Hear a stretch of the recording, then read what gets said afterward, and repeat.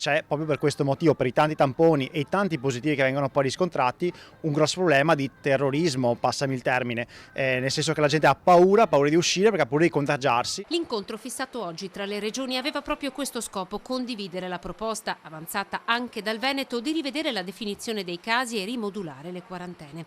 Tra quarantene cautelari, isolamenti e smart working ancora molto utilizzati, il risultato sono città deserte e il calo di fatturato per molti esercizi. Una denuncia che arriva dal presidente di Veneto Imprese Unite, da sempre a favore dell'obbligo di Green Pass nei locali per la tutela della salute, ma preoccupato per il drastico calo di presenze riscontrato nelle ultime settimane. Un trend in qualche modo confermato anche dagli ultimi numeri di Federmoda.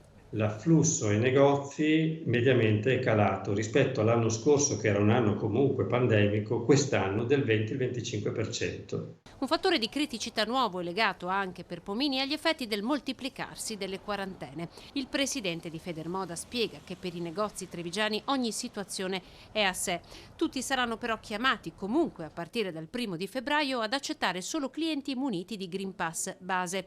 Una misura che sicuramente andrà a tutelare la salute, ma che in taluni casi creerà competizioni anche all'interno delle stesse categorie di prodotti. Sembra che fuori, come dire, che non si potrà accedere senza Green Pass alle profumerie.